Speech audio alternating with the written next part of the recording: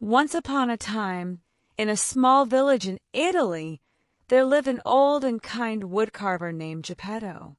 He lived alone in a modest workshop filled with wooden toys, clocks, and puppets of all shapes and sizes. Although Geppetto was a skilled craftsman, his heart often felt empty. He longed for the love and laughter of a child. One cold evening, while carving a puppet from a fine piece of pinewood, he whispered, "I wish you were a real boy." That night, something magical happened. As Geppetto lay asleep, a soft light filled the workshop.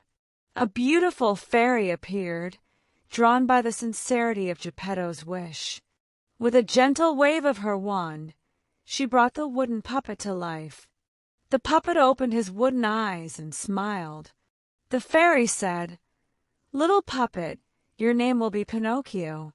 You are alive, but to become a real boy, you must prove yourself brave, truthful, and kind."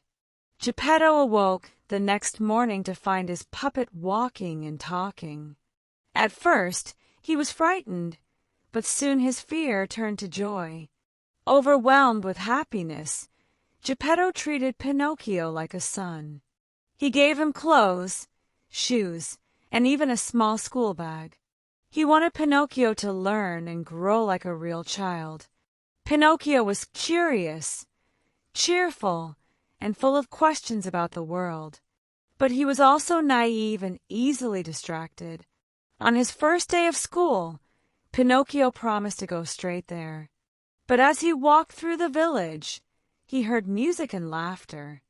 A crowd had gathered around a colorful puppet theater. The temptation was too strong. Without thinking, he sold his school book and bought a ticket to the show. The puppets on stage recognized him and shouted, "Pinocchio! One of us!" The audience laughed and clapped, delighted by the unexpected performance. The puppet master, a large and loud man named Stromboli, saw how the crowd loved Pinocchio. Greedy and cruel, he decided to keep the wooden boy for himself. He locked Pinocchio in a cage. That night, as Pinocchio cried, the blue fairy appeared once more. "Why didn't you go to school?" she asked. Embarrassed and afraid, Pinocchio lied. "I did go, but I was kidnapped."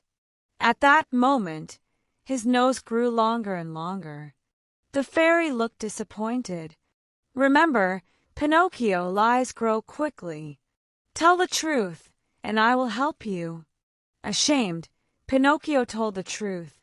His nose returned to its normal size, and the fairy released him from the cage. She warned him again to stay on the right path. On his way home, Pinocchio met two sly animals, a fox and a cat. They pretended to be his friends and told him about the field of miracles, where coins planted in the ground would grow into money trees. Foolishly trusting them, Pinocchio gave them all his coins, expecting to become rich. But the fox and cat were thieves. They ran away, leaving him poor and alone. Luckily, a kind farmer found him and offered him shelter. Pinocchio promised to work honestly and never trust strangers again. After several misadventures, including being turned into a donkey for misbehaving, Pinocchio began to understand the value of hard work, honesty, and loyalty. Each experience taught him a lesson. Meanwhile, Geppetto had gone looking for Pinocchio and ended up lost at sea.